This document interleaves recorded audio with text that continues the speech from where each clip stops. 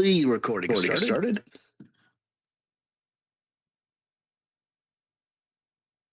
So let me know when you're ready. Good. And now, for a very special bonus live episode of the Outside Blitz, here are your hosts from the Steele Twins recording studio in beautiful Traverse City, Michigan, and from Cannonball, in Taylor, Michigan. The Steele Twins Gaming presents the Cannonball, Alex Steele, and the fabulous Scotty Freetown. Hey, welcome, ladies and gentlemen, to the Outside Blitz. I am your host, the fabulous one, Scotty Freetown, joined by the Cannonball, Alex Steele, up in Traverse City. A special live episode for you guys because guess what, folks? And I'll show you just why. I'm on vacation, ladies and gentlemen. It's technically a vacay for me. I'm actually I'm on vacation for the next week, so we are doing a special live episode for you guys because of the fact that I will be on vacation all next week, and we're getting one, as they say it, in the can, if you will. So we're gonna wind up putting one in the can. The folks that are seeing this episode live are going to be experiencing this episode live right here on Twitch, but we're going to be doing this so that next week, the folks that are listening to this on the podcast channels and all the different stuff on SoundCloud and Apple Podcasts and so on and so forth, you're actually listening to this a week later. So this special episode is going to be all about our 2027 NFL draft prospects, our way too early 2027 NFL draft prospects, guys that we think are going to be popping off the charts in this upcoming 2026-2027 season. For college football. I'm very excited about this episode. We've been talking about it for some time. Wish the bootleg better could have joined us for this one, but that's okay. Boots has been, man, life is lifing him to death right now. I gotta tell you. So yeah, the poor man, without disclosing his position, let's just say he truly is the definition of blue collar hard work. And they're working extra hard. But rest assured, kids, on Friday, July 11th. Do I have that correct? On Friday, July 10th, for release on Saturday, July 11th, you will hear the bootleg bettor's playoff predictor and some of his, I believe. Yeah, he will be back. We will be doing his playoff predictor. We will be doing his I believes. Yeah, all that good stuff. I'm pretty excited about it. Yeah, he's going to be back large and in charge Saturday, July 11th. I'm very excited to see him back. We're going to be doing that. We're going to have the bootleg better back on tap here. I'm so sorry. I'm getting all kinds of calls and messages from people. This vacation has been anything but a vacation. This has been insane for the first day of my vacation. But in any case, folks, welcome to the show. Let's jump in. He's Alex, a wanted man. Listen, I go on vacation. Everybody wants to talk to me. I don't understand. I go on vacation. Everybody starts messaging me. Everybody starts calling. It's wild. But right now, let's jump into our 2026-2027 NFL draft. Our 2026-27, I mean, way too early NFL draft prospects for the 2027 NFL draft.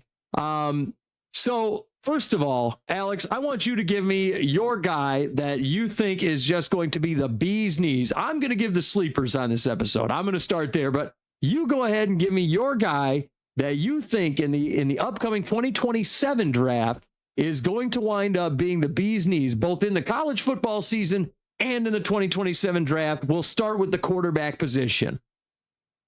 Okay, so actually two guys pulled up for the quarterback position. And I think it's very important and appropriate that for the first person that we introduced this evening, we are going to go with Oregon quarterback Dante Moore. Yeah. So if you recall on previous episodes, kids, Dante Moore was, he was pretty much the heir apparent. I don't know about the heir apparent, but he was like he was right there alongside Mendoza and the others, and Klubnik and Aller and all that. I mean, you had the term right. I mean, he was the heir apparent to Bo Nix. I mean, Bo Nix was the guy with Oregon before him. Dante Moore comes in. He's the guy that was set to take the throne after the great Bo Nix finally goes to the NFL, right? And now Dante Moore, and we thought originally that Dante Moore was going to be the guy that goes in the 2026 draft. We sat here saying, oh, Dante Moore is going to be there, and he decides to stick around in Oregon, and which was crazy because we saw it was kind of an interesting little fiasco there. We might, because of him sticking around, we're probably going to see Dominic Raiola wind up sticking around in college for another year because of Dante Moore. So it becomes a little bit of an interesting little fiasco because I think Raiola went to Oregon thinking, well, I'm going to wind up taking over the starting role, and then Moore decides, no, I'm going to stick around one more year. I like Dante Moore. I think you're absolutely on point with him. I think he's the number one quarterback in this draft class. I think as long as he has another season like everybody's anticipating, I think we're going to be talking about Dante Moore as the number one quarterback out of this draft class, quite possibly pick number one in this draft. It's offensively in this draft, not super strong. And, but I think it's like a little top heavy, I guess you could say, but I think we could probably say Dante Moore is kind of being looked at as possible pick number one. Am I wrong? No, you hit the nail right on the head. And why is this? Well, if we pull up his statistics here on Pro Football Focus, he finished the season last year with an overall grade of 90.2 and a passing grade of 90.2. He only had. When it comes to pressures, he was sacked 19 times. I mean, being a quarterback, you're going to taste the dirt no matter what. Yeah. But I'm looking at this statistic that says first. I apologize. According to the cheat sheet here, he got 166 first downs. Yeah. So whether it was by running or whether it was by passing to the proper person. Here he had 3,550 yards. 8.6 yards per attempt and 30 touchdowns and 10 picks. Not bad. Not bad. Had himself a really nice season last year. Orange Bowl MVP. I mean, he had 286 yards in that game. I mean, if you look at what he did, I mean, he's shown to be a pretty prolific pocket passing quarterback in college football.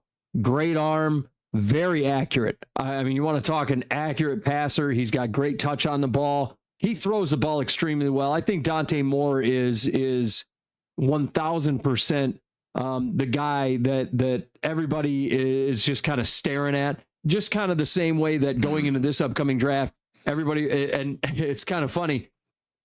This could change very rapidly because we saw last year how originally we were talking about, all these different, Garrett Nussmeier and Cade Klubnik and it very quickly shifted, right? All the quarterbacks that we were staring at versus who we wound up looking at going into the draft. It started becoming Fernando Mendoza and so on and so forth. It was the craziest shift out of all these different quarterbacks that it was like all five of those guys that we were all staring at just went to the wayside because we all wound up talking about Fernando Mendoza and where's he going? And guys like Klubnik and so on and so forth, they kind of sunk in the draft a little bit. And Carson Beck, he was another guy that we were kind of talking about a little bit more. Even though he went third round, Carson Beck was a guy that we were talking about. So, I mean, even though this could change, I do think that Dante Moore is the guy, especially out of Oregon, a place where they run pro-style offenses, a place where they run a lot of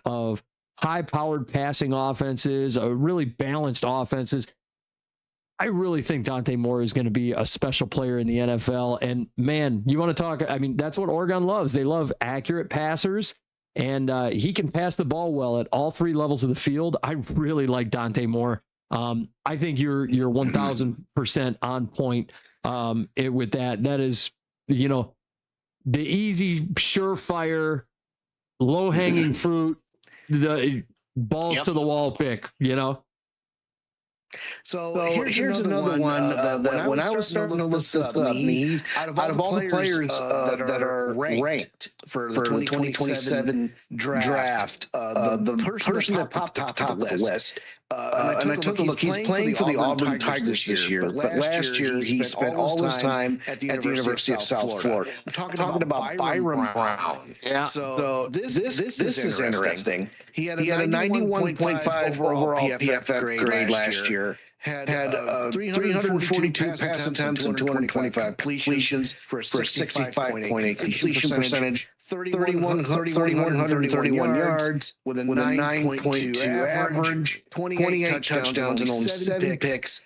Now pretty high drop rate. I mean, amongst his receivers. Mm-hmm. But you know, is that the fault of the quarterback or is that the fault of his receivers? Right. I mean, that's the question you got to ask yourself there. Because with Dante Moore, he threw the ball, 412 times. There were only 12 drops. 114 drops. Okay. So I definitely turnover-worthy plays. Okay. I read the wrong statistic. I apologize for that. But even still, that is a question you do have to ask yourself. Here's what I love about Byron Brown. Here's what I love about him. Yeah. He can make plays with his legs like a lot of the quarterbacks in this draft class can't. That's one thing I love about him. The downside about him is that there is an injury history there. And the injury history is lower body, so I mean, that's something to really think about. He does have a lower body injury, and look, it did cost most of the 2024 season. But he's going to be, it's one of those things where like, are you willing to take the risk? I think teams are going to be more inclined to take the risk as long as he shows that he does have the speed and he does have the athleticism. Especially if and this is going to be a test. We go to the NFL Combine every year. That's going to be a test that you're going to see at the NFL Combine, right? Does he have the agility? Does he have the speed? Does he have the ability to move, even in spite of previous lower body injuries? Last year, I mean, he showed it. I mean, he's a dual threat quarterback. He showed it. Right, rushed for 809 yards in 2023. I mean, had 1,008 rushing yards in 2025. I mean, he has proven time and time again that he can be a true dual threat quarterback in this league, which is what you need to be in today's NFL. We're going to see if he, 42 total touchdowns, over 1,000 rushing yards. I mean, he's shown it. So he's a real athletic quarterback. I do like Byron Brown. I want to see if a team is going to make the move on him in the draft itself. I personally, a lot of people have him going as a UDFA. To me, I think he should be drafted. He's probably going to be a day 3 guy. I think people are going to be looking at him a little closer, especially if they see that athleticism pop off in the combine and in his pro day. Those are the things that are really going to matter for him, because people want to see that the injury doesn't matter so much, and that's the type of thing that people are going to want to look at for him. Passing wise, I think he's been rock solid. He's putting up, and this is kind of I don't want to sit here and say he's the next one, but it's kind of Lamar Jackson numbers. If you look at the numbers, he's kind of putting up Lamar Jackson numbers in a way. And I think that's worth noting. That's a huge comp. Yeah, that's worth noting, right? I think that is definitely worth noting. So I like the Byron Brown look. Here's a guy, and Alex, this is one of my sleepers here. I want to jump into that. Let's talk about a guy that I think not enough people are talking about. Let's first talk about Darian Mensah out of the U. Previously played for Duke. Hey, listen, this guy won a championship last year. All right, for Duke, won the ACC championship. beat Virginia, if you recall, 27-20 in overtime. Very exciting game. I remember sitting there watching that game. Look, this guy is an accurate passer. I really like Darian Mensah. I like him a lot. He's an accurate guy. Reminds me a lot of how Cade Klubnik was playing prior to this year. I like Cade Klubnik a lot, but he didn't look as good this past season as we've seen prior. Man, Mensah, to me, I think he's going to a situation in Miami where he can excel and learn and become the quarterback that he needs to become. This guy is going to increase his draft stock this year. And I think Miami found themselves a really good pocket passer. He can really throw out of a clean pocket, and he makes good, accurate reads. He's got good eyes, good vision. He sees things really well. High volume passer, man. He had 34 touchdowns and just 6 interceptions in 2025. Good touch on the ball, good deep ball placement. I like everything this guy does. 3,973 yards as a first-year starter with Duke. I think that's worth noting. That set a record, by the way, with Duke. So, I mean, Darian Mensah, guy to think about, guy that people should be talking about more. Another guy people should be talking about more at the quarterback position. Let's talk about my guy, and I'm going to go ahead and just talk about him. Let's talk about my guy, Jaden Mayava. Just because I'm a USC flunky, and I love me some USC, let's talk about Jaden Mayava. This dude, he admits it. Hey, I'm not going to deny it. This is a guy that nobody's talking about, and this dude is for real. I don't know how people are not talking about Jaden Mayava.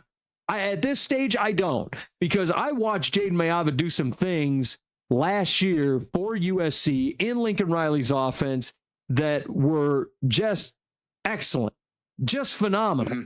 I watched him. I watched a play where an interception happened. He chased a defender all the way down the field to create a fumble that caused the defender to fumble the ball out of the back of the end zone, so it became a touchback and USC got the ball back. I watched him do that. Mm-hmm. You want to see a guy who has great awareness and just great spatial awareness and great ball skills and the ability and the knowledge and the understanding of what he's doing on the field and you know, just that level of awareness. You don't see that. He beat the hell out of Michigan last year. He beat the hell out of them for 3 scores on 20 of 26. It was just nasty. I saw him rushing in touchdowns, putting a game on his back several occasions. This dude is legit. And I want to see now, and people are going to say, oh, well, he had Mekhi Lemon was the Biletnikoff winner. He had him on his team. I want to see what he does with a different set of receivers. Okay, well, last I checked. I think I said that. Yeah, but I want to see. We're gonna find out this year if it was Mayava or if it was Lemon, because last I checked, yeah, Lemon was the Biletnikoff winner. Okay, we'll give it to him. And I love some Mekhi Lemon, but Jaden Mayava, he was still the guy throwing Mekhi Lemon the football, and that it does raise the question. Yep, I don't disagree with you at all. I think Jaden Mayava has a lot of talent, and he can carry the Trojans team to heighten success. I 100% agree. He had an 86.2 offensive grade, an 81 passing grade, 78.3 run grade. One thing to notice in that Michigan game, he threw 32. He threw 32 balls and had 25 receptions for 260 yards, 2 touchdowns and a pick. And all of last year, he racked up 3,700 yards in passing. Yep. So very impressive.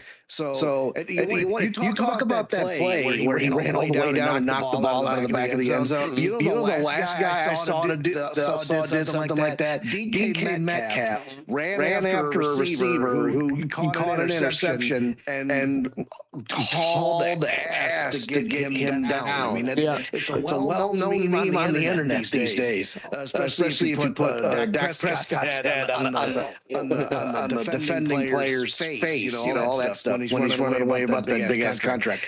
But the point is, having spatial awareness like that, having field awareness like that, and football IQ like that, to have the presence of mind, like, okay, I got to make a play here. This guy's not getting a pick six on me. Yep. That is huge. Yeah, and look, something about Jaden Mayava, look, I know there's a lot of people that look at him and say, look, he's not very risk averse. He kind of throws the ball a little, he takes a lot of unneeded risks and whatever the case may be. But I do like a player that when there's occasions like, I like the Brett Favre types. Everybody likes the Brett Favre types, the gamers, right? The guys that are going to go out and put their balls out on the table and say, hey, this is what I'm doing.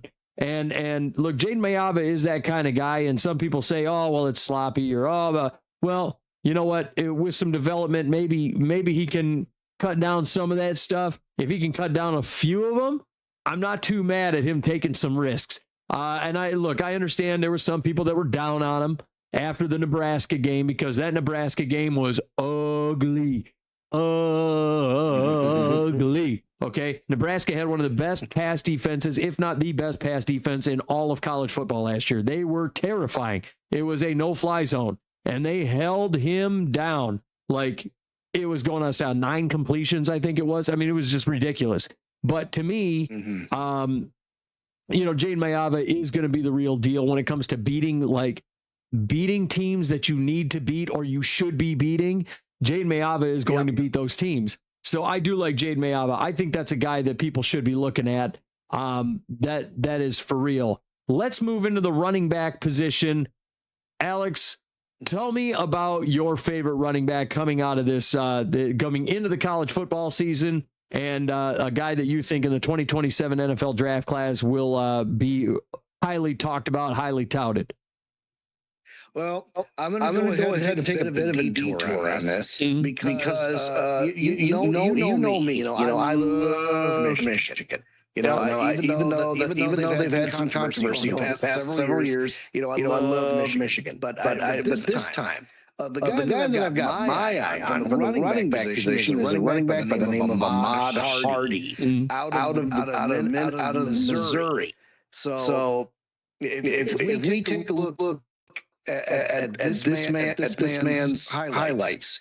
Okay, so I had wide receivers pulled up, so I was all ready. But it only takes a couple. It only takes a couple of seconds. In 2025, this man put up a 191.9 offensive grade overall and a 92.5 run grade. Yeah, and that is special. That is very, very special. And if you take a look at Hardy. Yeah. Tell me what you like about the guy. So Ahmad Hardy, Doak Walker finalist. Look, he was 1,600 yards, 16 scores. Here's the thing about Ahmad Hardy. The blocking for him in Missouri wasn't very spectacular, okay? And he still put up 1,600 yards. What's even more interesting about him to me is look at the yards after contact for this dude. There's like 1,200 yards after contact for this guy. It's insane. Mm-hmm. I don't understand how people aren't looking at this guy going, oh, this man's a menace. Like the amount of yardage after contact for him is crazy work. I mean, it's like, whoa, shit. And then 298 yards and 3 touchdowns against Mississippi State in one day. Yeah, you had one game, 298 and 3 touchdowns. This dude is a monster. And the crazy part is that the size it's not like he's Derrick Henry size. He's about 20 pounds lighter than Derrick Henry, and he is still just beating the hell out of people and he's a power runner. This guy is a tackle breaking menace on the field. He just beats on people, just a bulldozer out there. I love it. You always say roll the bowling ball. This dude is the bowling ball. Like, that's exactly what you're looking for. Bowling ball or wrecking ball? Because I caught up with you. I've seen his yards after contact. 1,181 yards just after contact.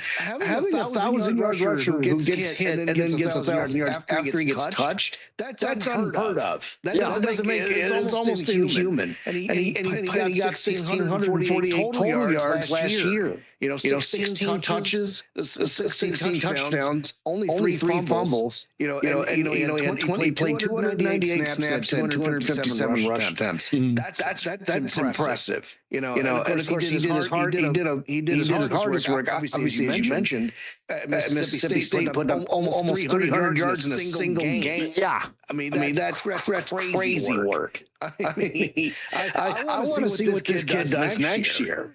Yeah, he's a beast, and I look at a guy like him, and I'm like, oh man, if Baltimore was ever looking for a Derrick Henry replacement, I mean, look no further. If you were somebody was looking for, but like if Detroit was like looking, let's say I know they have Isaiah Pacheco, but let's say they look to move on from Pacheco after this year, because Isaiah Pacheco is a very violent runner. This guy at his age, and they could get him for probably cheaper than Pacheco. You get a guy like this. I mean, he makes a lot of sense for a team like Detroit. This is a nasty runner, and I really like him a lot. He's only 5'10". Yeah. We've seen how big Derrick Henry is, how tall he is. Ahmad's less than 6 feet tall. You and I, we're not exactly giants in our own right. 5'10" in football is pretty short. Yeah. But for a guy that size, 206 pounds, like you said, he's an absolute menace on the field. Yeah, he's a monster. Let's talk about a guy that you and I know very well. And I know you know very well. I want to talk about Justice Haynes a little bit. Justice Haynes, former Michigan man, transfers out, goes to Georgia Tech. Look, this dude was setting the world ablaze over there in Michigan. Look, I was amazed that he left Michigan. He led the Big Ten in rushing yards before he got hurt. 857 yards on 121 carries. He was averaging 7.1 per attempt, and he had 10 touchdowns in just 7 games. He was doing great. He had 159 yards and 3 touchdowns against New Mexico, 125 yards against Oklahoma, 26 for 152 and 2 touchdowns against Michigan State. I mean, like, this guy was pretty damn good. He went to the transfer portal. He goes to Georgia Tech. Look, this guy is going to be a great rusher. I was surprised that he left Michigan, but with all the trouble that's going on in Michigan at the University of Michigan, I know you're well aware of all the, the controversies that have taken place there. Look, this guy, he's going to do well at Georgia Tech. He's going to have a great time down there. He's going to run his ass off down there. I'm a little surprised it was Tech. I'm surprised that other bigger schools in the SEC weren't looking at him, because he could have been a big-time SEC runner, in my opinion. I think he could have been an SEC runner. I think he could have gone to another Big Ten school and been successful. I would have loved to see him at USC, but hey, that's just me. But look, that guy, we're going to be talking about Justice Haynes as an NFL player. Big-time runner. He's excellent. He's just excellent. Just all around excellent. A one-cut, nasty runner. Great speed. He's good. A really solid zone runner. I would love to see him in like a zone run scheme. I think that would be his like bread and butter. If you get him in like an outside zone, I think he would be phenomenal in that scheme. But his production, I mean, I think it spoke for itself down in Michigan. I mean, in 7 games to put up that level of production is pretty special, to put up over 850 yards. So I want to see what he does at Georgia Tech, but we're going to see what he does moving forward. Alex, what say you about Justice Haynes, a guy you know a lot about? Yep. Yes, and it's to your point. He did not play a full season last year. Yep. I mean, he started every game that he played. So you have to wonder why that happened. I mean, I don't remember if he got hurt or anything. But the fact that he's in only 1, 2, 3, 4, 5, 6, only in 7 games he still got 10 touchdowns. That's and he got 3 touchdowns against New Mexico, which just as an aside, there was no way that game should have been that close. But I digress. 857 yards in those 2 games. And 456 of those yards came after contact. Yep. So you got a guy that knows how to keep his feet up and knows how to keep driving forward. He's got a lot of fall forward to him, as they say. Yeah, as Boots says. As Boots always says, we miss you, brother. Yeah. So I want to see what he can do with a full season. And the ACC is not necessarily a conference to sniff at. Georgia Tech, they had Haynes King as the quarterback, and then he got drafted this past year. But I mean, it's like Justice Haynes King. It's like Haynes King Justice or something. I just think it's funny, but I am curious to see what he does with a full season. Given let's play the schedule game a little bit. I'm feeling frisky. So if we go to the NCAA and we go to the schedule and we talk about the Rambling Wreck down at Georgia Tech. We go to teams, and then we go to the ACC. We go to the schedule. So they got Colorado to start the season. They got the Buffaloes. Yep. They're hosting Colorado. Then they're hosting Tennessee. So they got an SEC opponent. And then they have a cupcake throwaway against Mercer. Then comes the conference game. Stanford, Duke, Virginia Tech, Boston College, Pitt. Louisville, Clemson, Wake Forest, and then oddly enough, because I think this is a rivalry game. Saturday, November 28th, they got the Georgia Bulldogs at the Georgia Dome. Oh, that'll be a good one.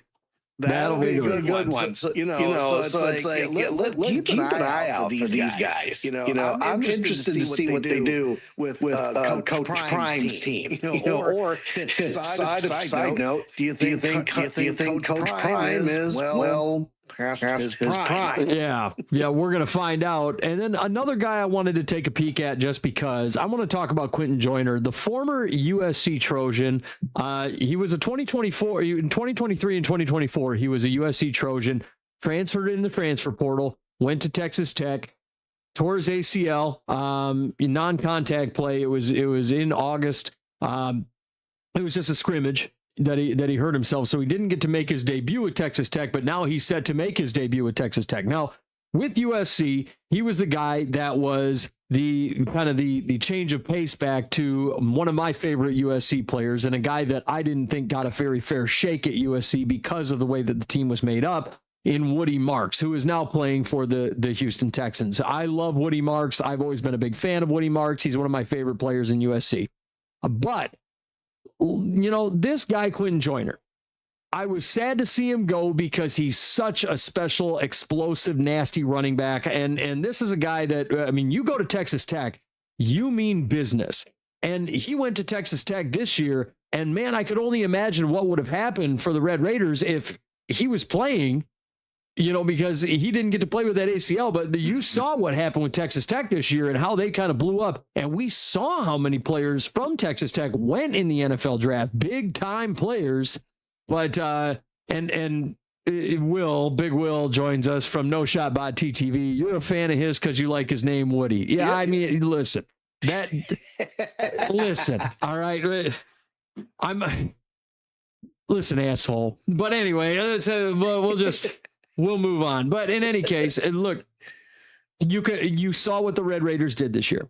You saw how many players went in the NFL draft this year from Texas Tech. We talked about all those players. It was like, holy crap. It was like a who's who, right? So I believe that Quentin Joyner, had he taken on a more prolific role in that offense, we might have been talking about Quentin Joyner as a guy going in this year's NFL draft if he had, just blown up the way he did. I like Quentin Joyner a lot. I think he's explosive. I think he's physical. I think he's just a special player. Listen, 7.6 yards per carry as a redshirt freshman in 2024. I mean, I think that should tell you everything you need to know about him.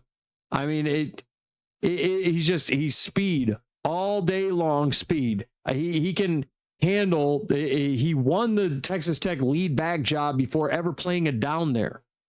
I mean, this year, I think he's going to have a great year. I think we're going to be talking about Quentin Joyner as a possible 2nd or 3rd round pick by the end of this season. Get ready for Quentin Joyner, and if the ACL healed correctly, we're going to be having a completely different conversation about him because nobody's talking about that guy right now. Let's jump into wide receivers. Alex, give me your guy. I think I know who you're going to mention right off the rip, and it would be silly if you didn't. Yeah, it's quite obvious. Out of the Ohio State University, even though I hate the school, I do love this player. We're talking about Jeremiah Smith. And obviously he's not going to be even eligible for the draft until 2028. But we saw what he did in his freshman year. When he was a freshman, he popped an 89.7 fifth grade.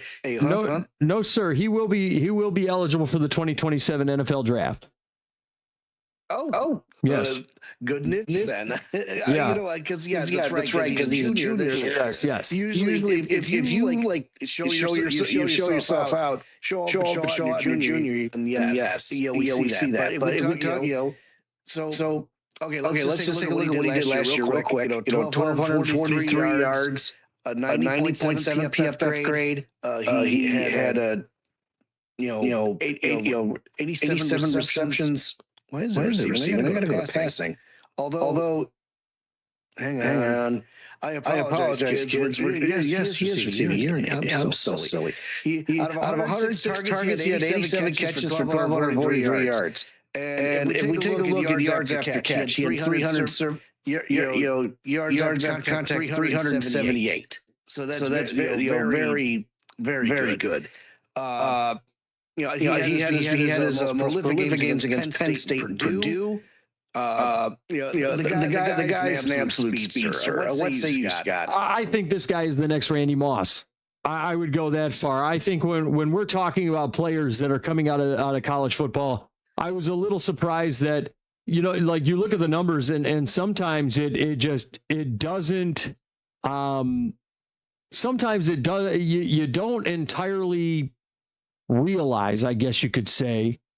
Sometimes you don't realize, it's like, man, I thought he had more numbers than that. 87, and it's not even bad numbers. 87 pass receptions for 1,243 yards and 12 scores is really, really good.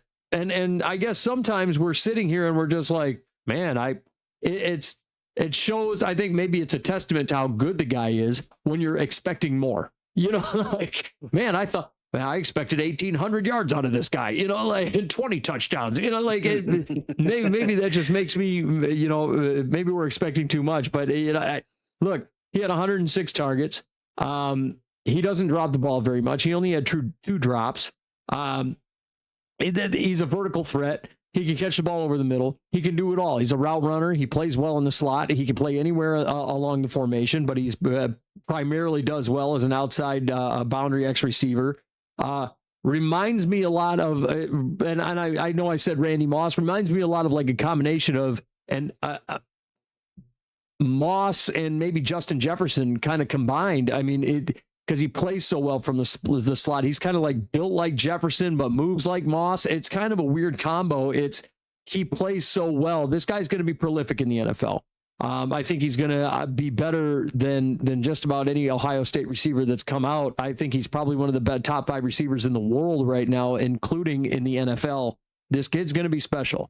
And as long as he comes into the league and keeps his nose clean, away we go. And let's also not forget, right. he did miss the game against Rutgers in November. So, I mean, I guess that might change the number perspective a little bit there, because that would have been a 150-yard game against Rutgers, right? I mean, we'd have to, but I mean, he's going to be a top 5 pick in the NFL. Yeah, absolutely. There's not much else that can be said about this young man. So who do you have for your pick at wide receiver? Speaking of Rutgers, I'm going to go with KJ Duff. I like KJ Duff a lot. Real true boundary X receiver, as Boots talks about all the time. Real contested catch kind of guy. That's what I like about him. He beat the hell out of Purdue this year. I don't know if you watched that Purdue game, Rutgers versus Purdue, 241 yards on 6 catches. I mean, he's not a speed burner. Yeah, I know. He's not a speed burner by any stretch of the imagination. He's more of a big-bodied guy. He uses that big body to kind of bully around the defensive backs to kind of get to those catches, which is great. I like that a lot. He's got great hands catching the ball. He's more of a receptions guy. So he reminds me a lot, and this might be a weird comp, kind of reminds me of Eric Decker a lot in a couple of ways, which is kind of a weird comp. Kind of throws that weight around a little bit, boxes out receivers, and makes really physical contested catches. And that's what I like about him. I don't think he's going to be a speed burner by any stretch of the imagination, but you want to talk about like an Eric Decker or maybe an Ed McCaffrey type of guy, and that might be an even better comp, maybe like an Ed McCaffrey. I think that really makes him stand out. You're talking a guy that he's not going to be a speedster by any stretch of the imagination. He's just not. But I mean, that physical contested catch rate is what I like the most about him. Kind of reminds me, and one of the most common comps I've seen for him is a guy that actually just became the NFL Offensive Rookie of the Year, was Teteroa McMillan, which I think that's a really good comp for him as well. Really does well in the middle of the field. Really does well as a deep threat guy. He can make catches, make plays at all 3 levels. I really like this guy. Give me KJ Duff out of Rutgers as my little bit of a sleeper here. I think he's probably going to go in the 2nd round, and which really doesn't make him too much of a sleeper, but I think he's a guy that nobody is looking at that they should be looking at moving forward. Alex, let's jump into our tight ends here. Give me a tight end that you think is going to wind up being good in the NFL draft for 2027 or in this college football season. So let's take a quick piece here at Trey Des Green out of Louisiana State. So his PFF grades are deceptive. He had a 75 overall offensive grade, a 77.6 receiving grade, and a 72.1 pass blocking grade.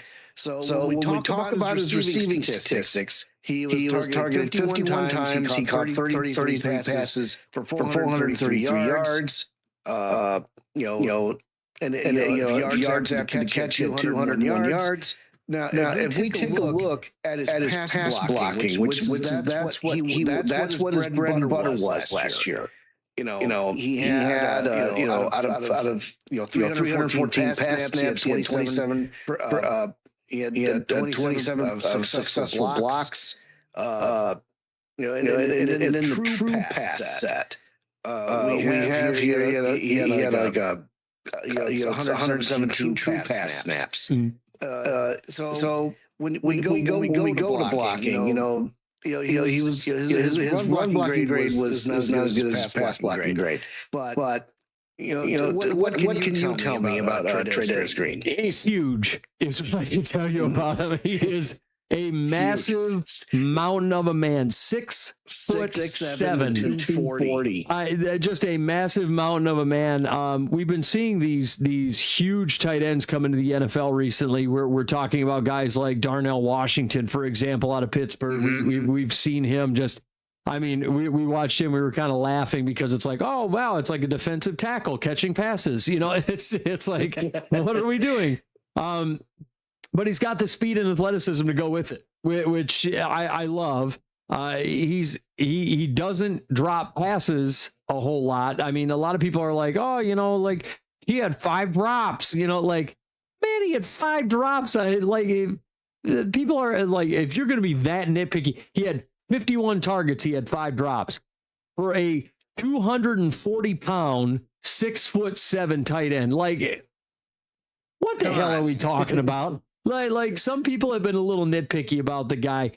It's like, go ahead and try and tackle him and tell me you're having a good time in December.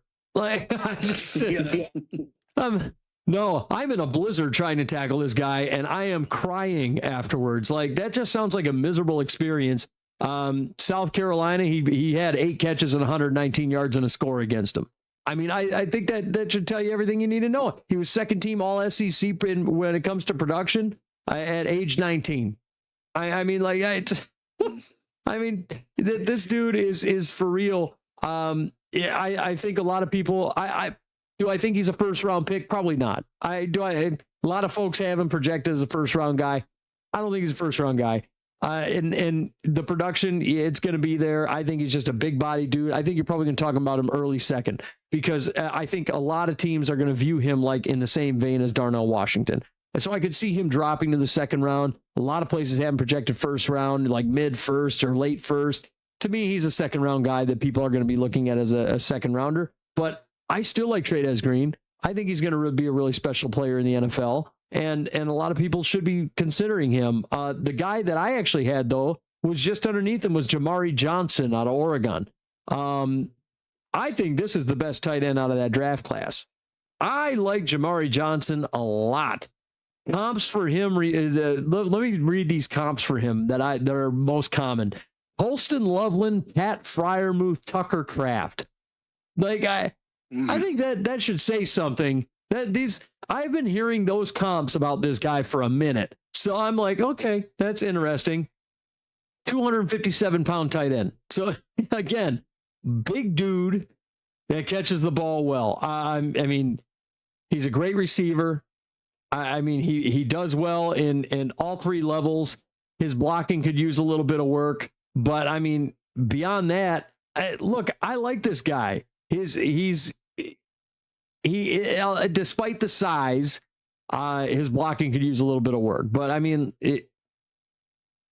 his contested catches seem to be pretty fine. He's got good hands. I'm not mad at it. I'm not mad at this at all. He's just, and this is a kind of guy where like kind of a Max Bredesen, where if you were to like pick him up at a 257-pound frame and you were to stick him in at fullback, I ain't mad at that either. Like it's this dude's going to get drafted. He had nearly 16 yards per catch. And he's a good receiving tight end. And again, another situation where it's like, good luck in December and January outside taking this dude down. He's just a big, nasty, brutal tight end with good hands. You want to talk about a tight end transition to fullback. You got to talk about one of my favorite players, Robbie Outs from the Seattle Seahawks.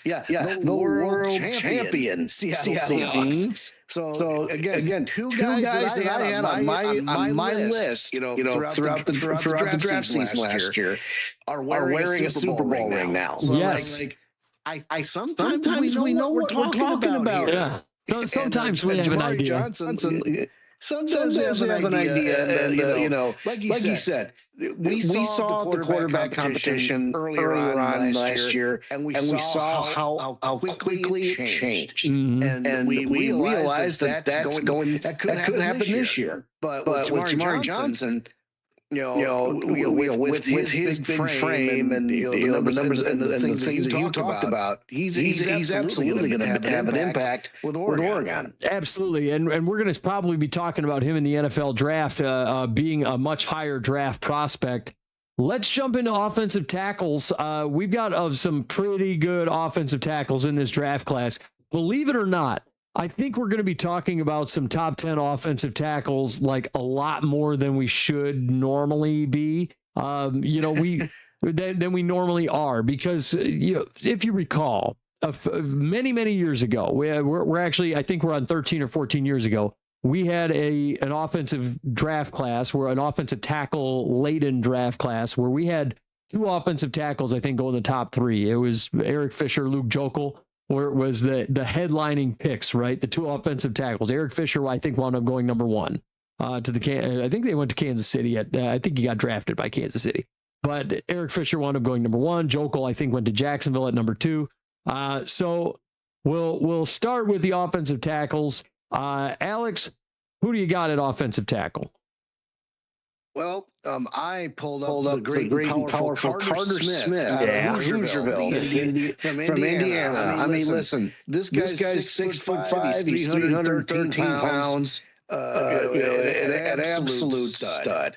He has the best pass protection tape in his entire class at any position on the line. So that means center, tackle, guard, you name it. I mean, this guy is phenomenal. Last year, he had 1,028 blocks. There were 145 run blocking snaps and 418 pass blocking snaps. Let me throw a number out there, because this drives me. This is just baffling. Nine pressures allowed across more than 1,000 snaps of a title run. That's insanity. 9. I mean, like. Single digits. That is insane. Fucking single digits. Like this is crazy work to me. 9. Yeah. Two sacks and 7 quarterback hurries. No hits. Yeah. So you only allowed 9 pressures and over 1,000 snaps. Like it's unheard of. This is insanity, and we're huge fans of Pat Coogan. He was at center, so you probably had some help there. But at the same time, I mean, you just look at this. His pass blocking grades are off the charts. 87.7 overall. He had like 1, 2, 3, 4, 5, 6, 7, 8, 9, 10, 11 games were 80 grade or higher. I mean, this guy is a brick wall. The pass blocking and the run blocking all are phenomenal. Everything about this guy screams NFL. Everything about this guy screams top 5 pick. Everything about him that is a cornerstone offensive lineman. That Carter Smith is going to be a guy that comes into the league and completely transforms any team's offensive line, in my opinion. And there are very few players, like especially like offensive linemen, where you're like, oh yeah, that offensive lineman's going to get drafted and he's going to transform their offensive line.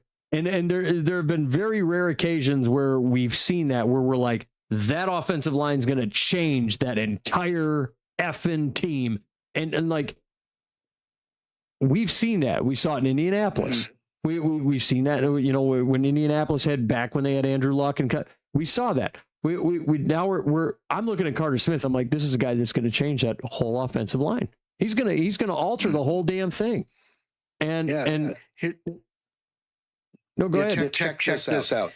I'm taking a look on draft. This is another weird thing. He said he had 9 pressures across over 1,000 snaps. It would have been 7 if those 2 sacks didn't come in the title game against Miami. Yeah. So before the national title game, this man did not allow 1 sack. Yeah. Not a 1. That is insane. Yeah, his worst game of the year came in the national championship game against a team that was on a Cinderella run. I mean, like, that's like saying, my worst round in golf was like 3 under last week. Yeah, that's insanity. It's just I really want to see. I'm huge on the Hoosiers. I really hope they're able to continue their momentum from next year. But with this guy at the front of the line, no matter who they got at quarterback, they're going to be okay. Yeah, it's crazy work. Let's talk about the sleeper, Trevor Locke out of Iowa. Man, Trevor Locke out of Iowa. Yep. These Iowa boys, I don't know what it is about these offensive linemen out of Iowa. Man, they are special. And I feel like every single time we talk about Iowa, we always run into one of their great offensive linemen. You want to talk a solid pass protector. First season as a starter, didn't allow a sack. We'll start there. Dude's a stud. Dude's a stud. He didn't surrender a single pressure against both Oregon and USC. Look, I like this guy a lot. I'm a little surprised. The one thing that, and this is crazy, that I'm a little taken aback by, because it's only because it's Iowa. His pass blocking is actually better than his run blocking. That's just because it's Iowa. But even then, both are really good. You know, this guy's going to be a special player that I think nobody's talking about right now. Most people have him projected as like a late second round pick to maybe an early to mid third round pick. I think this dude should be an early second round pick. Trevor Locke's a guy that people need to be talking about a little more. Could have himself a really solid year. He's going to be going into his junior year this upcoming year. So get ready to take a look at him moving into the 2027 NFL draft class, especially going into the Big Ten, where all them defenses are, red hot. You know how the Big Ten is. It's all defense all day long. So let's get ready to start talking about that. But Alex, let's jump into our guards. I want to jump into guards now. So we're going to just go from the outside to the inside. Let's jump into guards. Give me who your guard of the whole thing is going to wind up being. So I am actually going to pick Luke Montgomery out of the Ohio State University. Mm-hmm. I just had one guy, for the entire offensive line. But I think it's entirely appropriate to start talking about what Montgomery can bring. Was able to bring to his team last year. So if you take a look at his blocking, he had 837 blocking snaps, and he did allow 16 pressures. So he's not Carter Smith good, but He did have a 73.5 run blocking grade and a 70 pass blocking grade. He only allowed 3 sacks, 5 hits, and 8 quarterback hurries. He's mostly playing left guard. That's his bread and butter. Had a great game against Wisconsin. Didn't allow a single pressure that game, and against UCLA. Here's the funny thing. Even though Ohio State, barely beat Texas, and to be fair, Texas kind of lost because Arch Manning wasn't it. Let's throw that out there. He also didn't allow a single pressure against Texas. When it comes to guards, this is the guy that I have my eye on. What say you? I like him a lot. He's a really solid, really rock solid player. The run blocking grade is a little better than the pass blocking. He did give up 16 pressures last year, but 8 of them came in 2 games, which were 2 of the biggest games of the year for him. One of which came against Miami, one of those games. So, I mean, you gave up 8 of the 16 pressures in the 2 games. So when the heat got a little hot for him, when the oven turned on a little hotter, he's going to have to get used to that heat turning on. He's going to have to get used to that championship level of football, I guess you could say. My guy is going to be Cade Piper out of Iowa, another Iowa boy. You want to talk a guy? Now, this guy is he has Iowa football written all over him, because look at that run blocking grade versus that pass blocking grade. My goodness.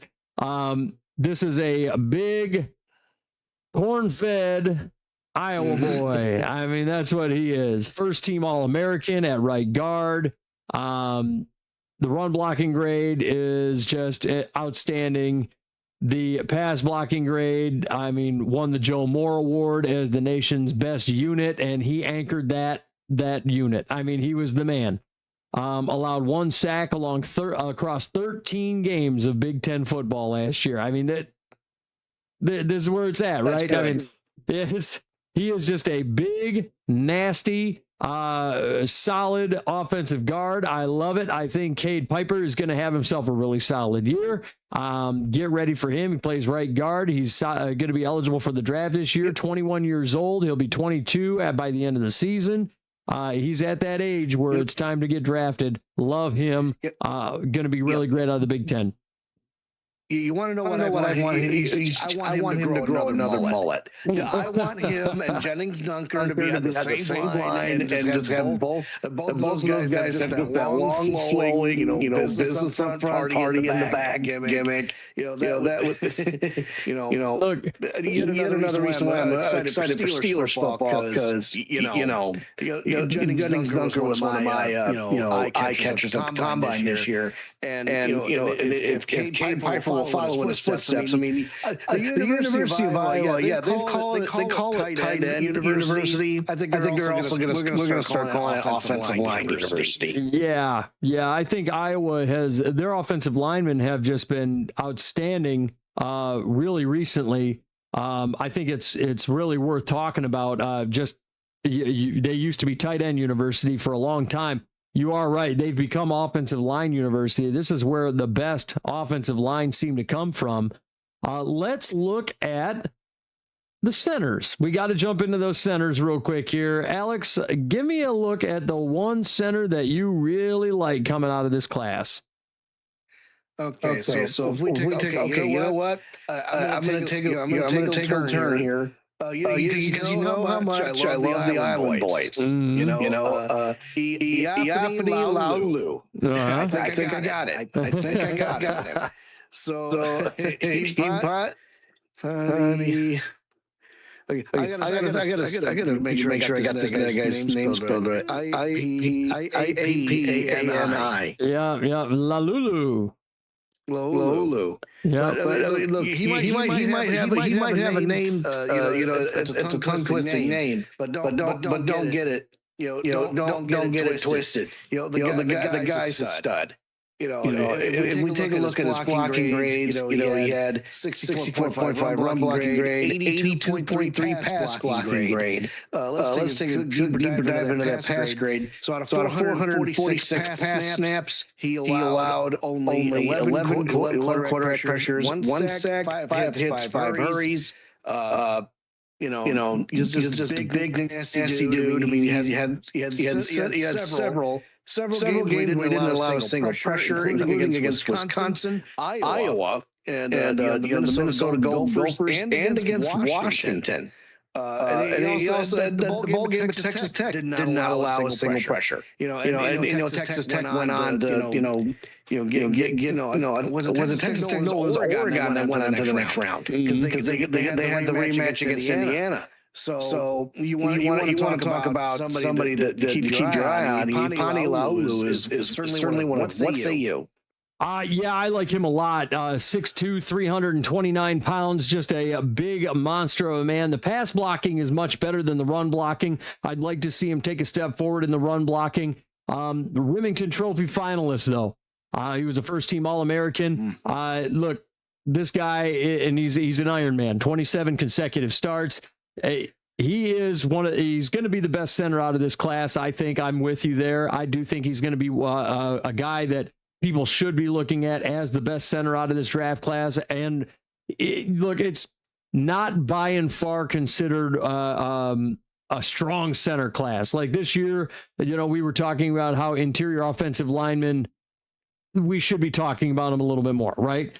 This year, we're having a different conversation, right? And it's kind of interesting that we're having a different conversation now, and this could change. Again, we could get to the end of the season and go, wow, this is another strong interior offensive line class, because we were talking about guys like, Pat Coogan and so on and so forth. So we could be having a different conversation moving into next year's draft. But at the end of the day, I think he's going to be the best center out of this draft class. My guy is out of Texas Tech, Sheridan Wilson.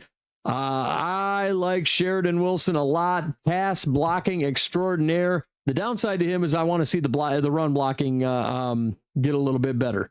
But you want to see a guy that is a really solid pass blocker. That's where it's at. 433 snaps in the run game, allowed 0 sacks on the season, and 520 pass blocking snaps. I think that really says a lot. 4 pressures and 529 protection snaps. He was the best in that situation. He was ranked among the nation's best pass blocking centers for the second straight year. 14 games of a conference championship run without missing a start. So, I mean, he's an Iron Man, all Big 12 recognition.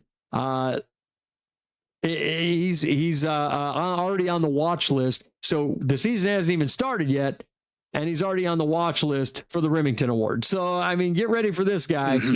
If he improves the run blocking situation, I think we could be talking a little more about Sheridan Wilson going into next year out of Texas Tech. And we keep talking about Texas Tech players. Texas Tech, I mean, especially recently, has just been turning it up with some of the best prospects really recently. I mean, we have seen prospect after prospect, especially in this lab draft. It's like, holy shit, where did all these guys come from? I like Sheridan Wilson a lot. I think we're going to be talking about him as a day 3 guy that winds up, and a lot of people haven't projected like super late. This is going to be a fourth or fifth round guy, and he's a pass blocking monster. Yeah. I think I have an idea why we got so many studs coming out of Texas Tech. Guess who else came out of Texas Tech? That's right. Patrick Mahomes. Yeah, the second. Yeah, and he's done a lot of work with the school since he's gone to the NFL. So I'm thinking, okay, is Patrick Mahomes behind the scenes, scouting these guys out? Mm-hmm. I mean, it wouldn't surprise me. He could very well be. I mean, we could be having a conversation about like Patrick Mahomes being a scout for Texas Tech down the line here. Once he finishes his NFL career, but that won't be for another at least 10 years, I think. I don't think Patrick Mahomes is going anywhere with the money that he's making right now. Goodness gracious. No, sir. Yep.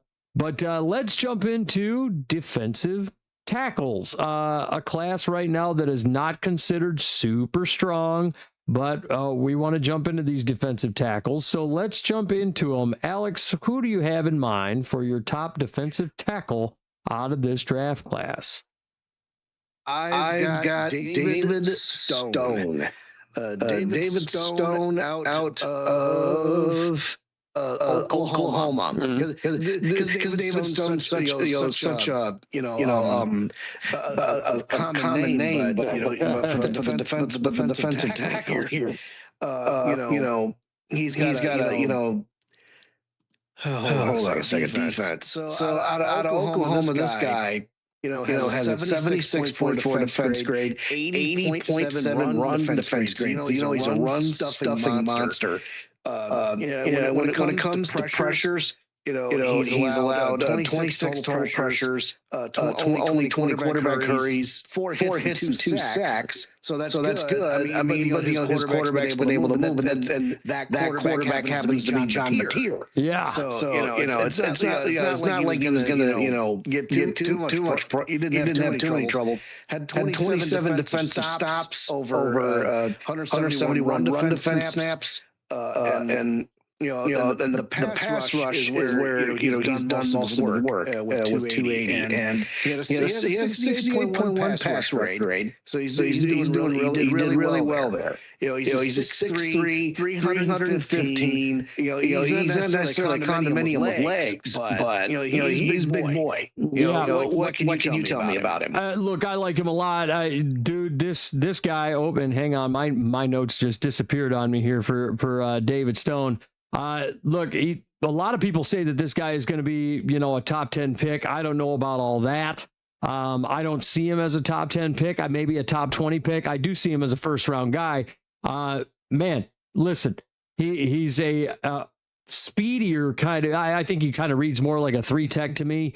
He plays with a really solid pad level. He does really well in run coverage. In my opinion, I like him as a run defender more often than not. I don't think he's going to be, some crazy pass rushing defensive tackle, but the run defense grade speaks to that. Yeah, as a run defending interior defensive lineman, he's a special player.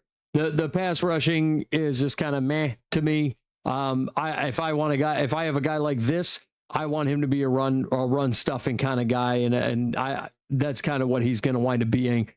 He would probably work well in a 4-3. I don't think he's going to work really well in a 3-4, but I think he'll be a really solid 4-3 kind of guy, and that's where he should be. And he's been taking on some really top tier offenses too at his time in Oklahoma as well. It's not like he's taking on like these baby offenses here. He's taking on some good offenses. So, he's taking on top tier competition, which means that at the NFL level, he'll be ready when he gets to the league here. My guy is Will Eccles out of Ole Miss. I like him a lot. You want to talk another 3-tech kind of guy, great run defender. Great run defender. You want to talk a big condominium with legs. Here he is. You want a big nose tackle. This guy is a run stuffing beast. Just swallows up run defenders. 765 snaps across 15 games without wearing down. This guy has a high motor. He is a monster, and he just rolls on. I mean, he doesn't get tired. He's just a beast. And for a guy that size to not get tired, I think that tells you everything you need to know about Will Eccles. This guy is ready to go.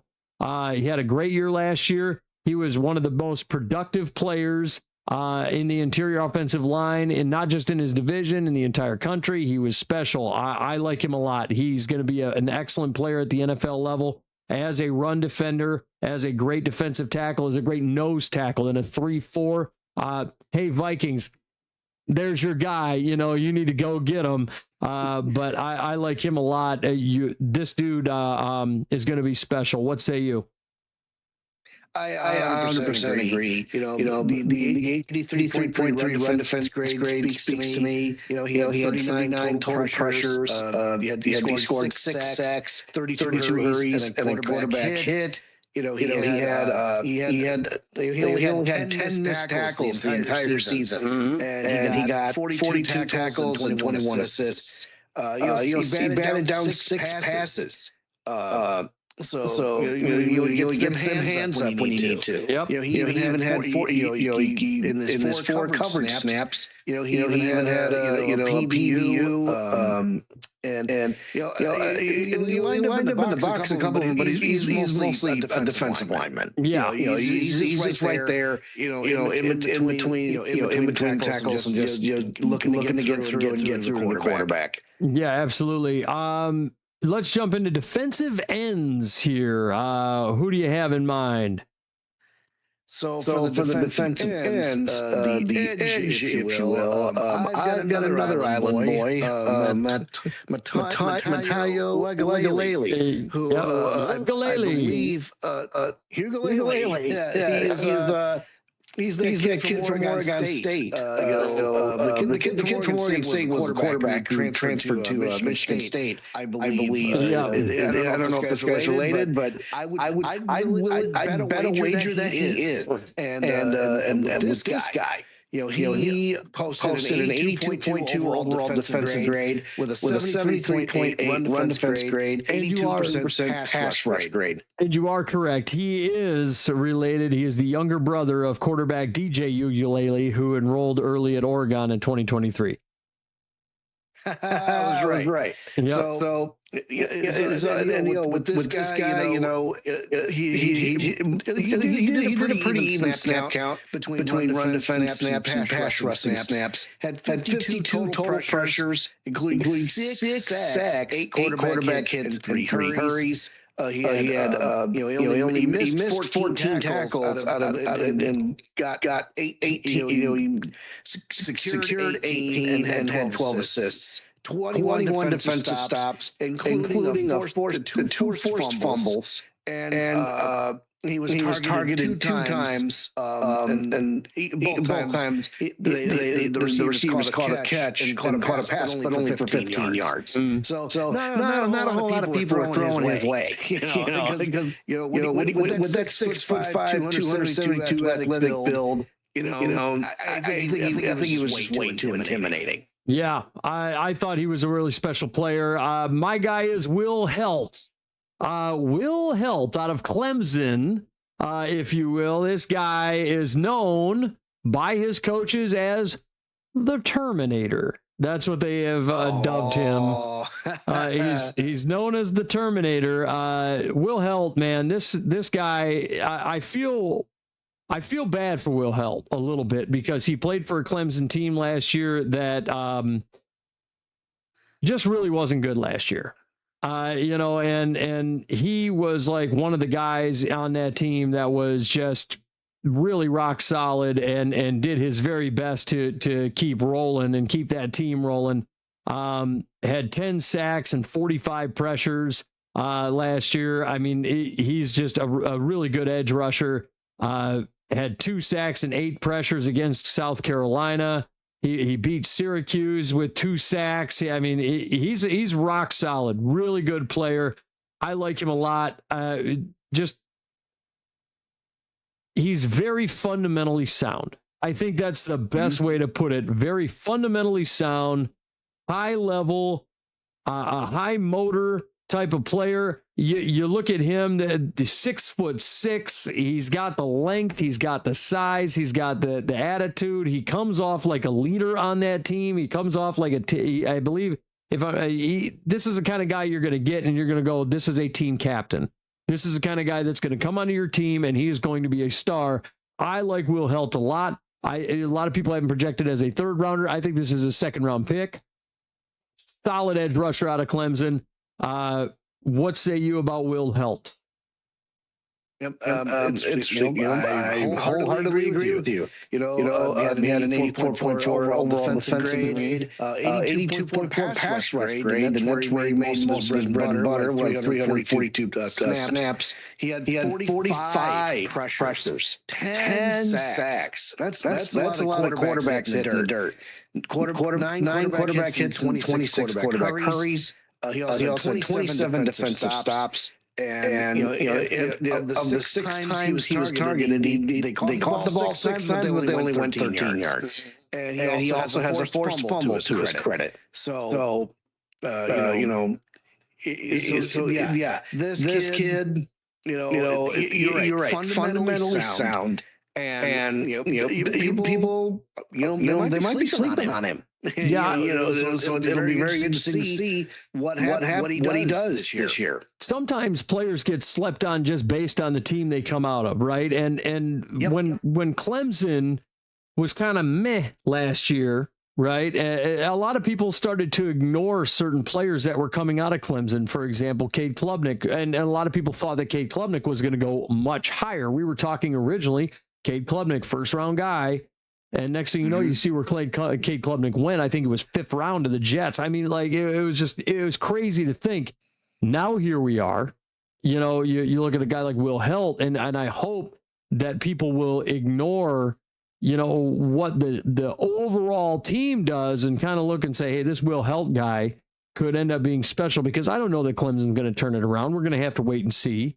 But if Clemson doesn't turn it around, at least people could kind of take a look and say, hey, this Will Helt guy could be great at the NFL level, because there were moments in certain games where I saw Will Helt taking over games on the defensive side of the football for Clemson and making things look a little better for Clemson and kind of fixing a lot of the damage that was being done because of the lack of efficiency on the offensive side of the football.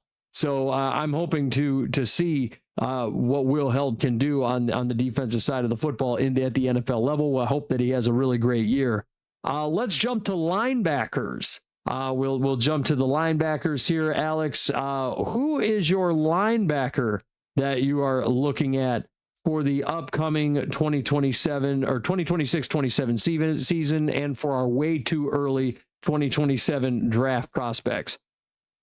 Out of the University of Texas. Go hook 'em horns. We got Holland Simmons. Yep. The linebacker out of Texas had an 84.3 overall defensive grade, a 77.2 run defense grade, and a 91.7 pass rush grade. Yes, sir. That is insane. And when you take a look at his pressures, it kind of speaks to it. 59 pressures total, 10 sacks, 14 quarterback hits, and 35 hurries. He lived in the backfield. Had 28 total tackles, 6 assists. He only missed 9, 3 defensive stops, 3 forced fumbles. He was targeted 7 times. They only had 6 catches for 61 yards. But that was just sprinkled around. Sure, but he didn't have any interceptions because nobody really threw the ball his way. And heck, why would you? He's the guy that's just getting his hands up and smacking that thing down. So at 6'3", 240 pounds, this guy, you would see. I'd be curious to see, like, do you see this guy as a leader, like Mike linebacker, or is he more like a Will? I see him more like a Will. I think he's going to be a more of a pass rushing type of linebacker. They've got him lined up as a linebacker slash edge. His pass rushing ability is just out of this world. He's a speed rusher all day. He was probably the best edge rusher out of this draft class all around. The best pass rusher out of this draft class. 59 pressures, 10 sacks in 13 games. I mean, that says it all, right? I mean, he had 3 sacks against Kentucky, 6 pressures, and a forced fumble. I mean, it's like, holy crap. He had dinner that night. I mean, he really ate. Yeah, you talk about a guy that you could see. I could personally see him lined up in a 3-4 really effectively.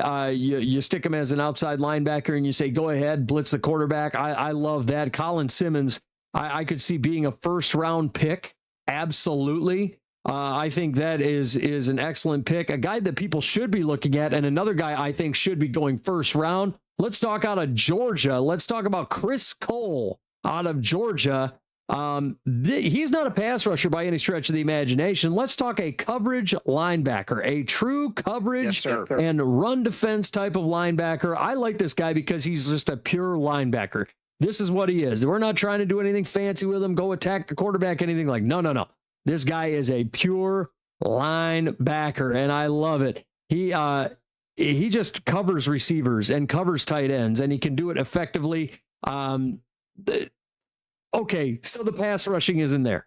That's fine because he takes away tight ends. But the crazy thing is he can take away wide receivers. It takes him away over the middle of the field. He's got good vision. He tracks the ball well. I mean, like, the guy is damn near. It's like having a safety.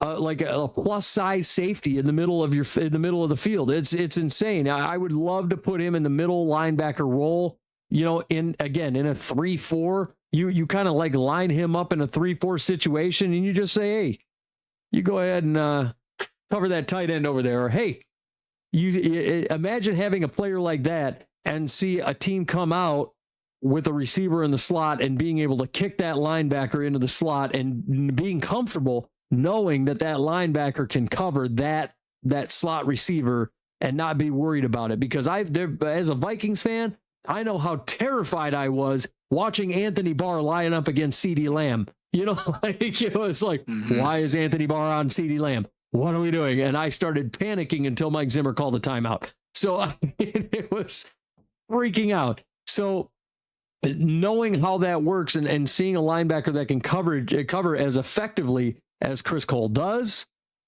I love this. I think this guy's going to be a great pick. A lot. And by the way, we talked about how this previous draft class was a great linebacker class.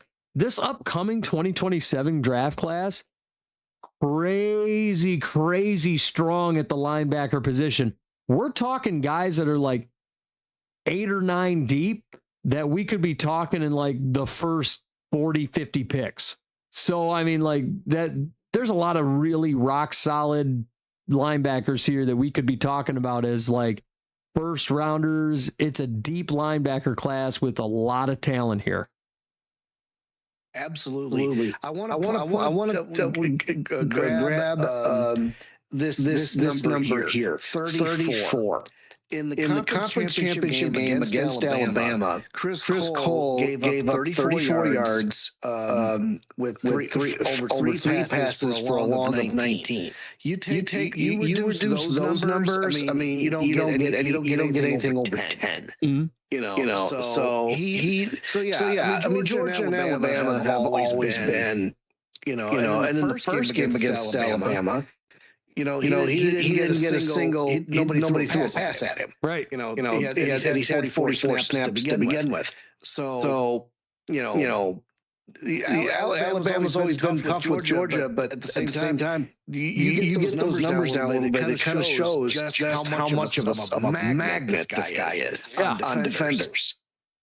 Yeah, I agree. I think that he's able to shut down guys, and he's able to be effective in both the pass game and the run defense game. A lot of people say, he's not as quick to react in the run defense game. I saw something entirely different out of this guy. I think he's special. I think people are going to need to really keep an eye on what he does. He's a really excellent player. I'm excited to see how he handles business this year. We're going to be talking about Chris Cole as a possible first-round pick, in my opinion. Let's go ahead and talk about corners. We got to jump into corners. Alex, who you got?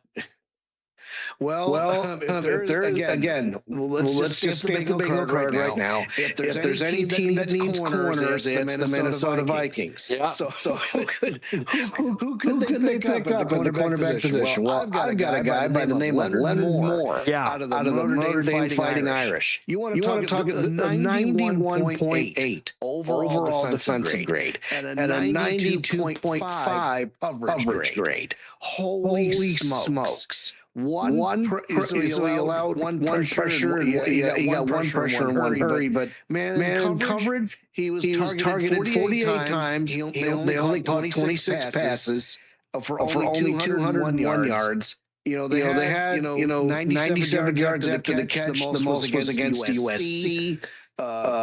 He had three touchdowns against him, but he got 5 interceptions.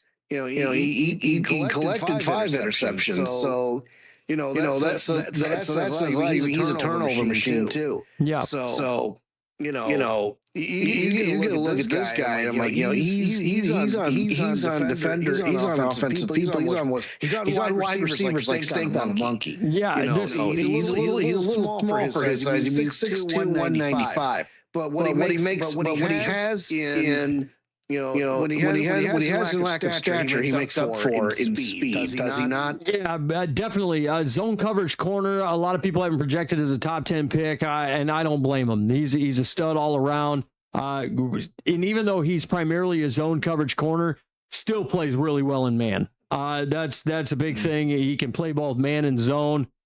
Press man coverage is his jam. That's what he does. I love that a lot. And you like that little. It's his jam. Come on now, you gotta love that. But look, he's an excellent corner. He's going to be probably, in my opinion, I think he's probably going to be the best corner out of this draft class. I've been a big fan of his for a hot minute. Notre Dame notorious for having great defensive players, and this is one guy that I think people are going to be talking about is Leonard Moore. My guy is going to be sort of an interesting one.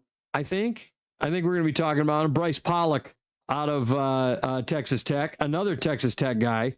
I like Bryce Pollock a lot. This kind of an interesting one. I actually have 2 that we're going to talk about real quick. I'll start with Pollock, though. More of a man coverage corner, more of a press man kind of guy. Very, very rock solid ball hawking kind of corner. He had five interceptions. Look, I like him a lot. Tackles really well. This guy is very in your face, very physical at the line of scrimmage. Very happy with his production so far. Very excited to see him as a number 1 corner for the Texas Tech Red Raiders. I want to see what he can do for Texas Tech this year. He reads routes well. He had 797 snaps as a full-time starter, and he did not get shaken up one bit. He looked just as strong as ever, game over game over game, high motor guy, and he's durable. I'm here for it, and listen, a lot of people say, he needs to be, he's some people think he's better in zone. than he is in man. I disagree with that. I think he's better in man coverage than he is in zone coverage, and I think his press man is even better because I think he's better at jamming guys at the line and getting them off their route. That's what he excels at. He has great hands. I really like Bryce Pollock. Now, also a guy I just wanted to and let me hang on one second. My notes are acting up. There we go. The other guy I wanted to talk about is Jamari Sharp out of Indiana. Jamari Sharp is going to be taking over as the number one corner in Indiana here. And you want to talk another one, good press man coverage corner, rock solid. People aren't talking enough about him, but this is a guy I'm putting him kind of on the watch list because I want to see what he does as a number one corner in Indiana this year and how he develops and how he excels because he's been the number two guy there now, right? But now you've seen the number one corner, the guy who was the number one corner, he gets drafted by the Jets. So now we're going to go, okay, who's going to be the number one guy? Who's going to be the number one DB over there with the Indiana Hoosiers? And it's right now on paper, it's Jamari Sharp. And I want to see what he becomes here. Big zone coverage guy. He tracks the ball well.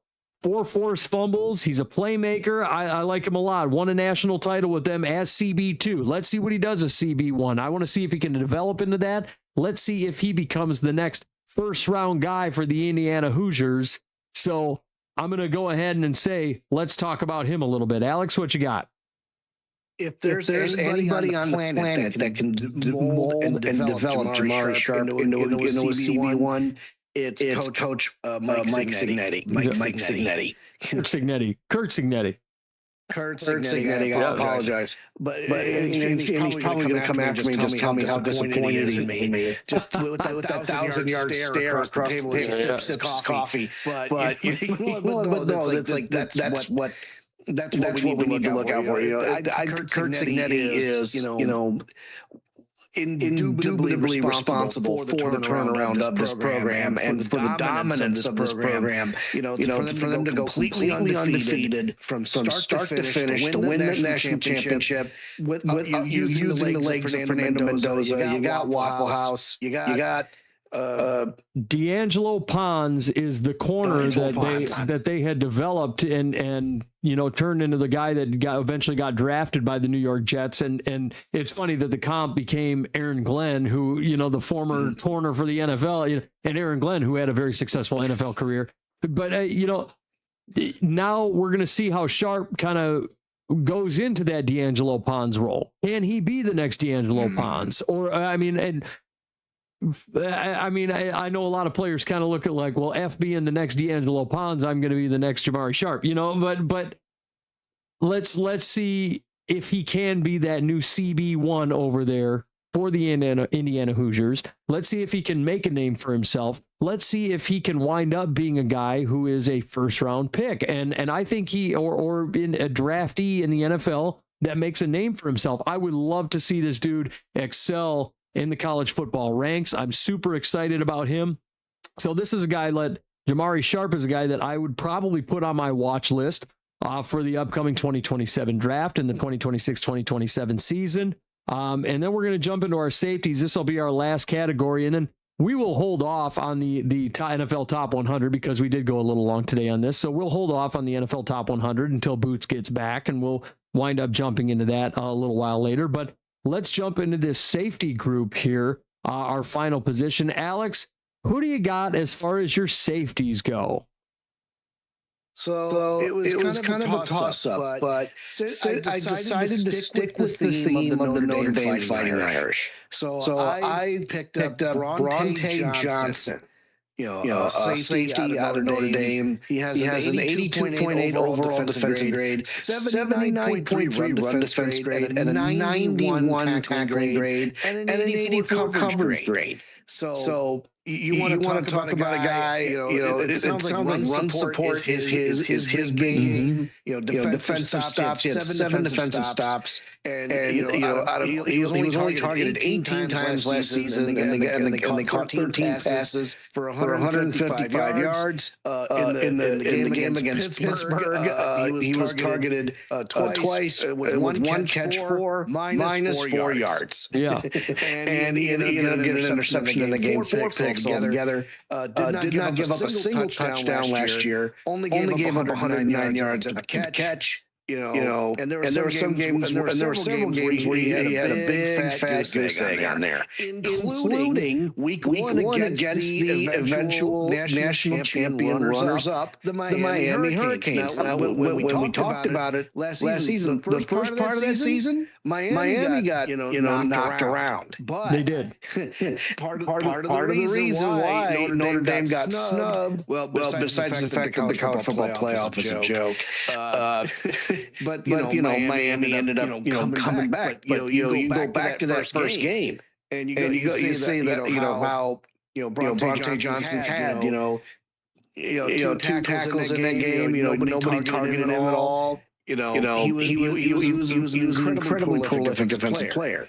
His best game of the season came against Pittsburgh in week 12. What say you? Tate Johnson reminds me of Brian Branch all day long. You want to talk a guy that's who, a great comp. Yeah, you want to talk a guy that can play anywhere on the line. You can line him up in the slot. He does really well. He plays. He's a really he kind of reminds me of Brian Branch in that he's a really good nickel safety. I really like him in that role. He's a strong finishing tackler, which I like that. He finishes his tackles every single time. Real ball hawking type of safety. So I really like that out of him. He can do it all. He's really kind of like a do it all type of like Swiss Army knife type of safety. You can put him anywhere. You can put him in the slot. You can put him at free safety. You can put him at strong safety. You can line him up in the box. He can do just about anything. Tate Johnson's he's a rock solid player, a guy that I agree with you. And what's funny is he's not even considered by a lot of people. He's not even considered the best safety out of this class. It's KJ Bolden out of Georgia is considered the best safety out of this class.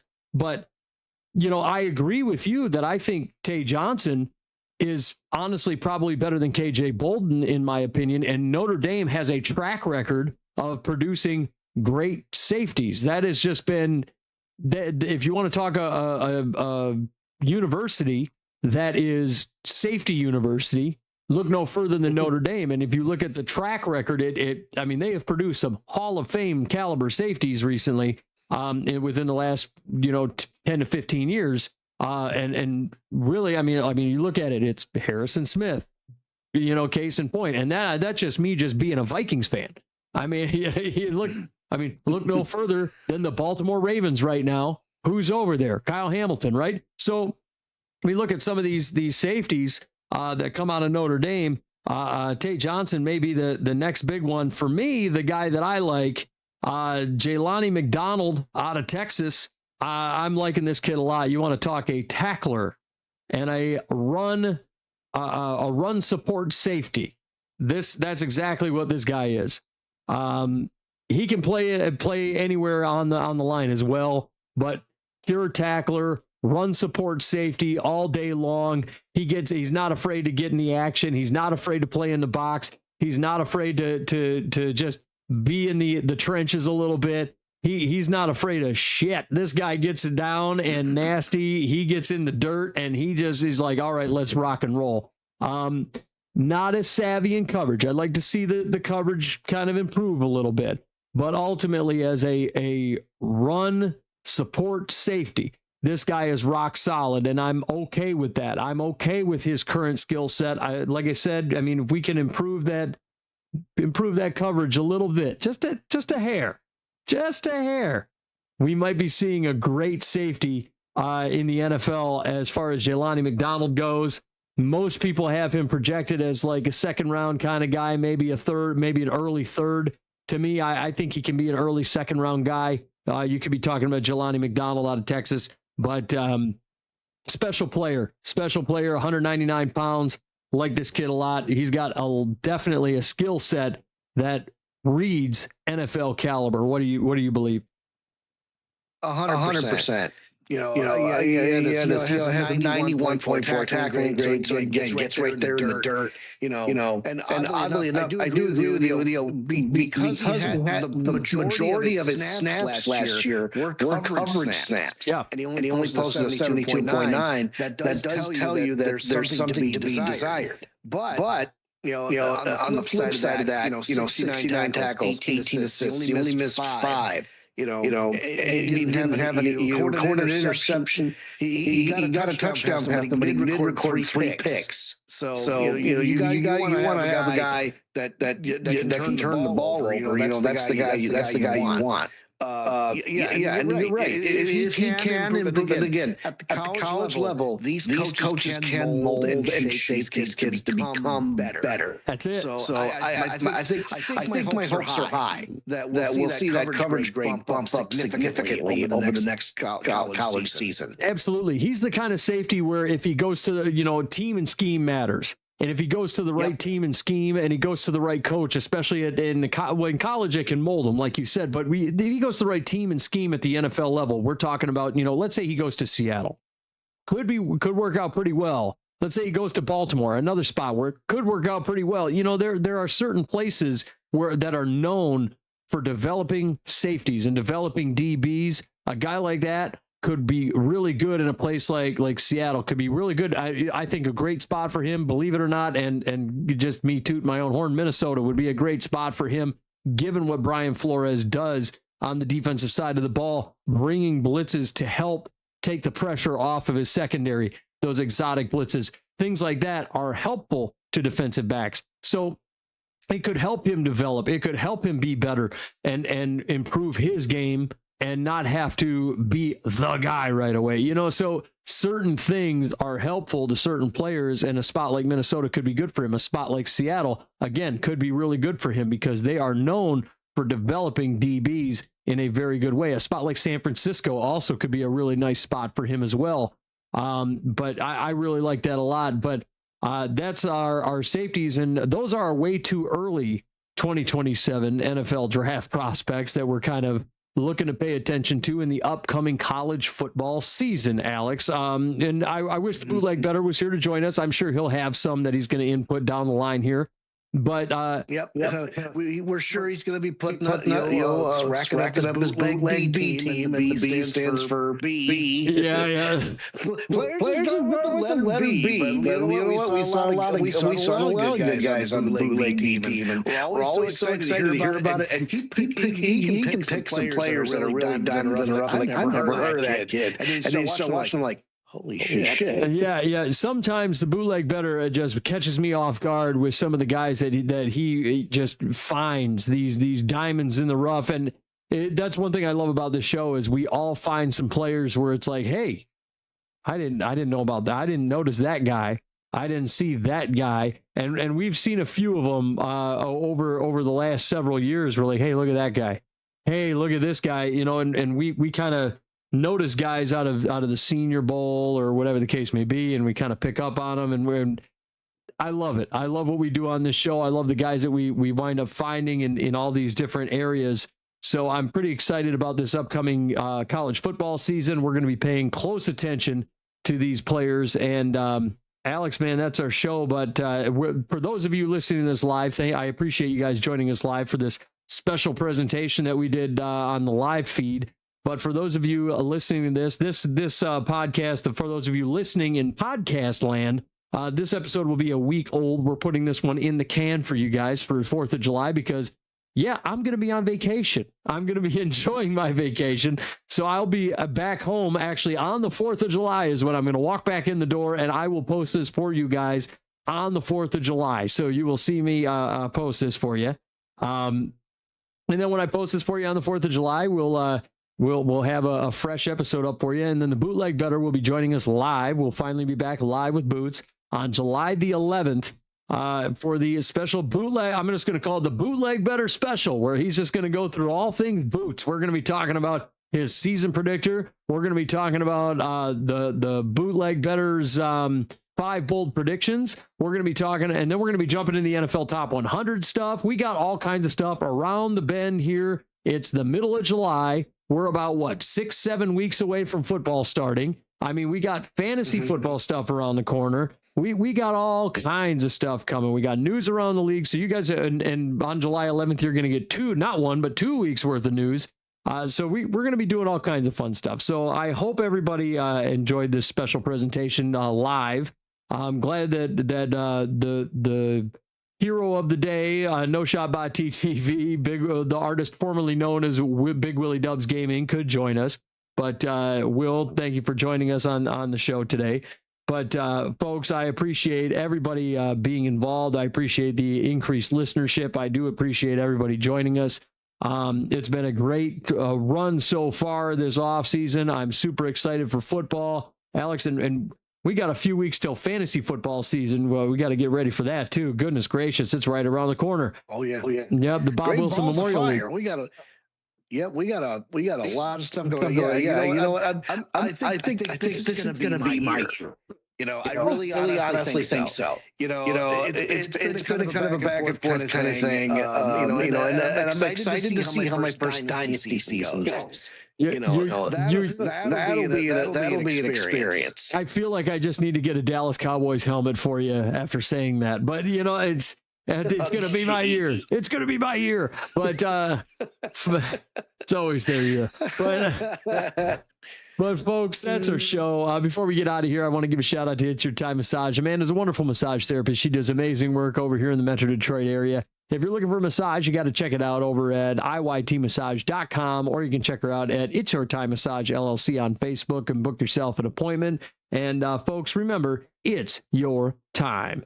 Also, let's go ahead and talk about the artist formerly known as Big Willie Dubs Gaming, now known as No Shot Bot TTV. Will's doing some great stuff over on his channel, over on Twitch, Kick, and on Instagram. You got to get a follow over there on Instagram, man. He's nearing that 1,000 mark, folks. We got to get him.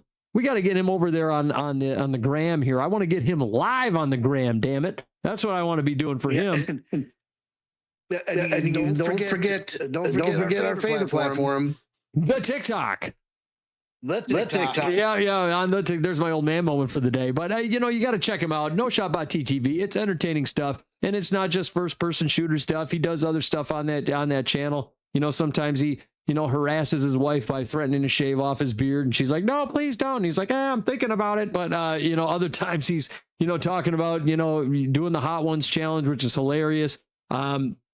I ate nasty jelly beans with him on there. That was gross. I ate one that tasted like a booger. It was a great time, though. It was very funny.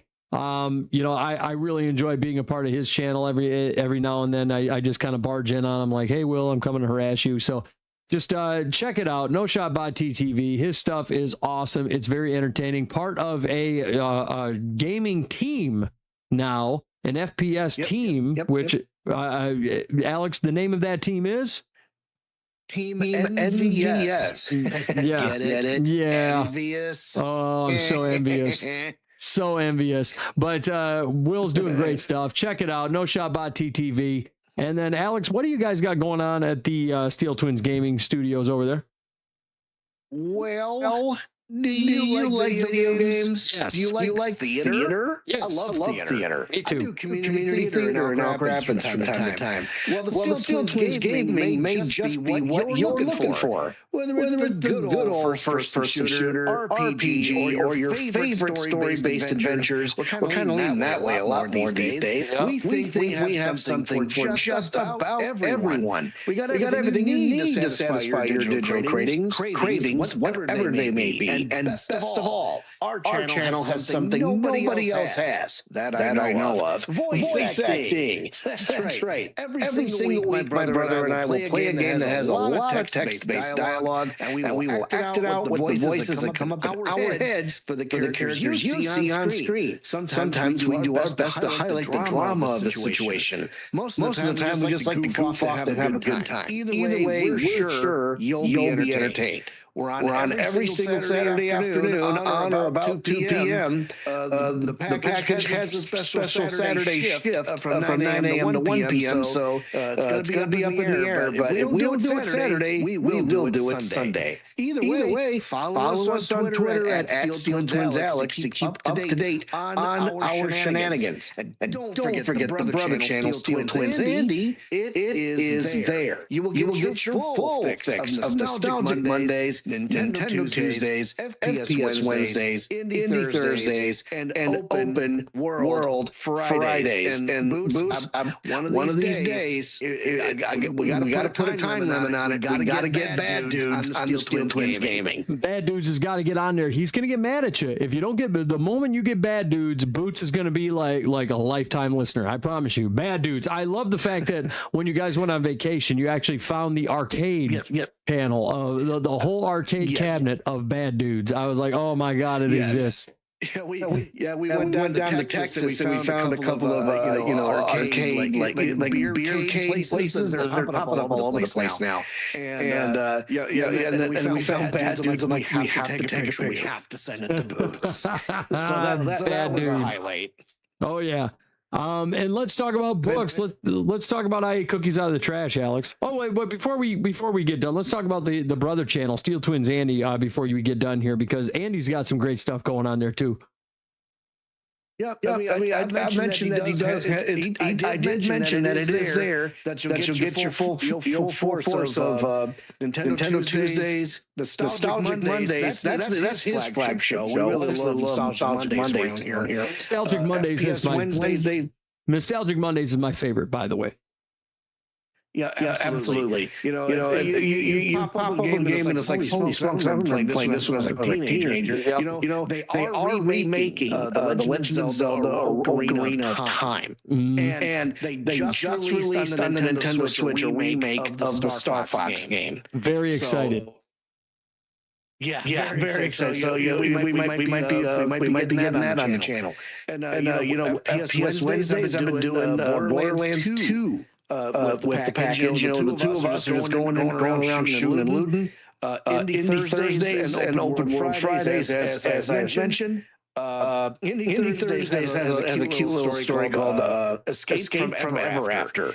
Basically, you have you have storybook characters that have been herded into the office space pretty much. It meets Office Space without the ogre. Oh God, it's terrible. So think about that. Yeah, Jesus. With the middle management jokes and the whole 9 yards. It's tremendous. What would you say you do here? I deal with the people so they don't have to deal. But anyway. So, but let's talk about books real quick. Let's talk about our last thing. I Ate Cookies Out of the Trash. It's by a wonderful author, Tammy Pruitt. She's an inspirational author here. She writes excellent books. It's based on her real life experiences dealing with body image and eating issues. She shapes this book with her struggles and how to overcome them. It's supported with research-based facts and accompanied by her professional advice as a registered dietitian. She lets others know that they're not alone in struggling with self-love and body image and disordered eating. And Tammy isn't your stereotypical health guru who runs 7 miles a day and judges people for the kind of unhealthy food they consume, although I will say she is doing these marathons lately, and I'm very proud of her. Instead, she's a friend you never had.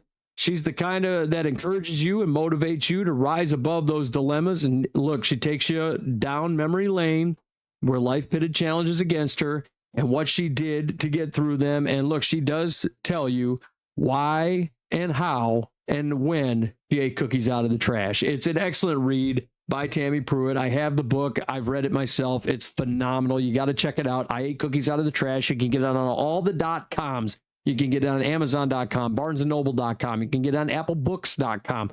So you got to check it out. Go and get I Ate Cookies Out of the Trash. It's a phenomenal book by an author named Tammy Pruitt. I highly recommend it. Check it out on all the .coms. You got to get on your keyboard. You got to type it in there. You can't find it in stores, folks. You got to get it on all the .coms and check it out. I Ate Cookies Out of the Trash. And with that, that's our show.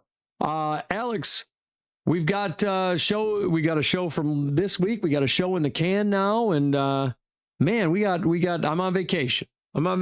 I need a cold beer. Yeah, I need a cold beer. I had this. I finally finished off this glass of whiskey. I got a cold beer coming, I think, and I'm ready to rock. Yep. And it's the weekend over here at the Steele Twins Gaming Studio as well. So there's going to be doing a little bit of spring cleaning, a little bit of summer cleaning. But other than that, you guys have a fantastic week. We'll be right back, live and in living color on July 11th with the bootleg band, and it'll be the bootleg extravaganza. Yeah. So stay tuned for that. Yeah, and everybody have yourselves a wonderful 4th of July. I hope everybody has a wonderful and safe 4th of July weekend. Please be safe with the fireworks, folks. I know everybody's out there just kind of, setting them off, and everybody Dread. Yeah.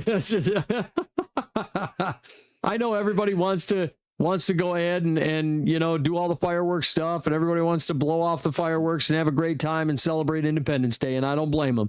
But we are just kind of back up, Terry. But we're just kind of in that moment here where I just don't want anybody to blow their fingers off here, a la Jason Pierre-Paul. Which I feel awful for him. But I mean, I don't want to see anybody do anything like that to themselves. Please, everybody, please be safe. We do not want to see anybody get 3rd-degree burns. We do not want to see anybody lose limbs. We do not want to see anybody get blasted in the face with fireworks. There's too much stupid shit that goes on with fireworks on the 4th of July. Please keep yourself and your loved ones safe. Don't do anything stupid with fireworks in the name of America, as Will says in the chat. So I appreciate everybody. Enjoy your 4th of July. Enjoy your family. Take care of yourselves and each other. And we will see you next time right here on the Outside Blitz. I bet you'll watch us again. And with that, pow, we're gone.